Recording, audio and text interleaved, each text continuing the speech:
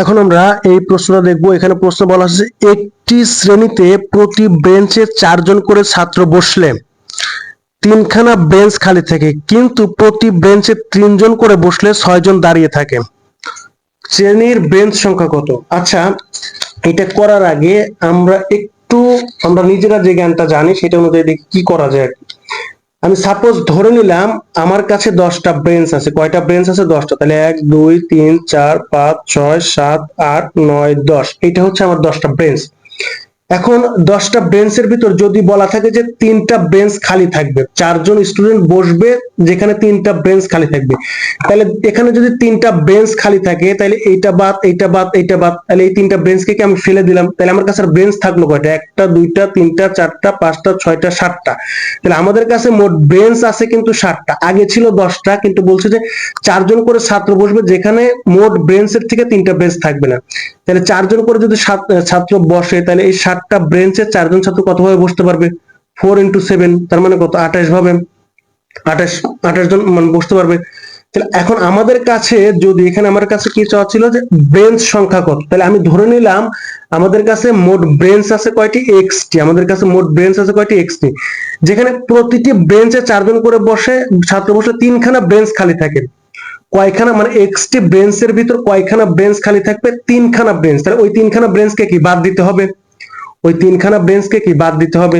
যেমন আমরা এখানে পেয়েছিলাম, মানে আমাদের এখানে মোট বেঞ্চ ছিল কিন্তু 10টা, যার ভিতর 3খানা বেঞ্চ যদি খালি থাকে তাহলে 10টার থেকে 3খানা বেঞ্চ ফালাই দিলে কয়টা বেঞ্চ থাকে? 7টা বেঞ্চ। এবং প্রতি বেঞ্চে কয়জন করে বসবে? 4 জন করে। তাহলে মোট বসতে পারবে কয়জন? মোট বসতে পারবে কিন্তু 28 জন। মোট বসতে পারবে কয়জন? 28 জন। তাহলে এখানে হিসাবটা তাই। আমাদের কাছে মোট বেঞ্চ আছে কয়টা? আমাদের কাছে মোট বেঞ্চ আছে কিন্তু এক্সটি। কয়টি বেঞ্চ আছে? এক্সটি। তো এক্সটি বেঞ্চ থেকে 3টা বেঞ্চ খালি থাকবে। যদি আমাদের কাছে এক্সটি বেঞ্চ থাকে তাহলে আমাদের কাছে 10টা বেঞ্চ থাকলে 3টা বেঞ্চ খালি থাকলে ওই 3টা বেঞ্চকে কি বাদ দিছিলাম। তাহলে এখানে কি করবো? আমাদের কাছে যদি এক্সটি বেঞ্চ থাকে যেখানে 3টা বেঞ্চ খালি থাকবে, তাহলে ওই যদি 3টা বেঞ্চ খালি থাকে তাহলে ওই 3টা বেঞ্চ তো কেউ বসতে পারবে না, তাই না? যদি এক্সট্রা বেঞ্চের ভিতর 3টা বেঞ্চ খালি থাকে তাহলে ওই 3টা বেঞ্চে তো আর কেউ বসতে পারবে না। তাহলে ওই 3টা বেঞ্চ কি বাদ দিয়ে দেবো এক্সট্রা থেকে। যেমন 10টা থেকে 3টা বাদ দিই, তাহলে 10এর জায়গায় চিন্তা করেন এক্স, 10ও যা এক্স ও তাই, তাহলে এক্স মাইনাস কত? 3 লিখবো আমরা, স্বাভাবিক জিনিস। তাহলে এখানে কি লিখবো? যে এক্স মাইনাস 3।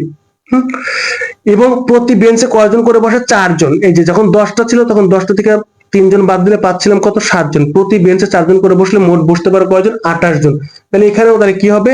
এক্স মাইনাস 3, এইটা ছিল বেঞ্চে, তাহলে প্রতি বেঞ্চে কয়জন করে বসবো? 4 জন। তাহলে 4 into x minus 3। যেমন এখানে কি হবে? যে 4 into 10 minus 3, তার মানে কত? 4 into 7, তার মানে এখানে পেয়েছিলাম আমরা কিন্তু 28 জন। আর এখান থেকে কি পাচ্ছি? 4 into x minus 3।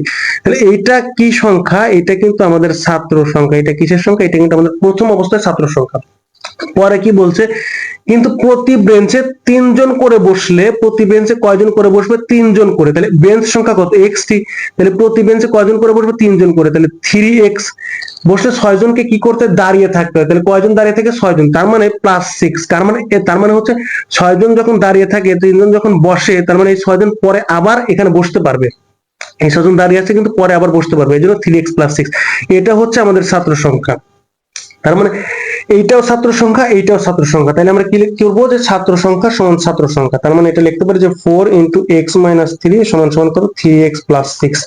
কারণ এইটাও ছাত্র সংখ্যা, এইটাও ছাত্র সংখ্যা। তার মানে এখান থেকে আমরা লিখতে পারি যে 4x - 12 সমান সমান কত? 3x + 6। কেন ছাত্র সংখ্যা বললাম আমি? কারণ এখানে এই যে হিসাব করে দেখছিলাম আমাদের কাছে যে 10টা বেঞ্চ ছিল, সেখানে যদি 3টা বেঞ্চ খালি থাকে তাহলে ওই 3টা বেঞ্চ বাদ দিয়ে মোট বেঞ্চ হলো 7টা, এবং প্রত্যেকটা বেঞ্চে যদি 4 জন করে বসতে পারে তাহলে মোট বসতে পারে কতজন? 28 জন। এই 28 জনই কিন্তু ছিল আমাদের ছাত্র সংখ্যা। আর এইটা হচ্ছে আমাদের সেই ছাত্র সংখ্যা। মানে এটা যদি x কে যদি আমরা 10 চিন্তা করি, যেখান থেকে 3টা বেঞ্চ ফালা দিলে প্রতি বেঞ্চে 4 জন করে বসে, তাহলে মোট পাবো হচ্ছে 28 জন, এবং সেই 28 জন কি ছিল? ছাত্র। এইটা হচ্ছে সেই আমাদের ছাত্র সংখ্যা।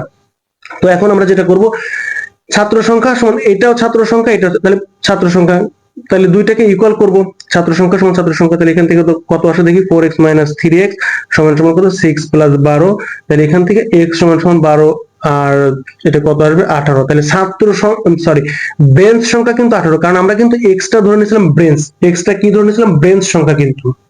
তাহলে এখন আমাদের ব্রেঞ্চ সংখ্যা পেলাম 18, যদি আমাদের ছাত্র সংখ্যা চাই তাহলে কি করব, এক্স এর মান হয় এইটা অথবা এটা, যে কোনো একটাতে বসলে আমরা ছাত্র সংখ্যা পেয়ে যাবো আর কি। তাহলে ছাত্র সংখ্যা যদি বলে তাহলে ছাত্র সংখ্যা সমান সমান আমরা এটাতেই বসাই যে 4 × x-3, 4 × কত x-3, তার মানে কত, 4 এর জায়গা 4 থাকবে, তার মানে 18 - 3, তার মানে 4 × 15, তাহলে 4×15 কত 60, তার মানে ছাত্র সংখ্যা কত 60 জন।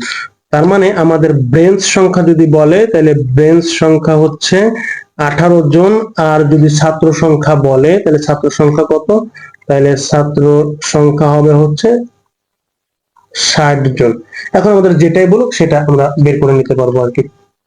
তো যাই হোক, আপনারা চাইলে এগুলো করে নিতে পারেন, এটা খুবই সহজ আর কি।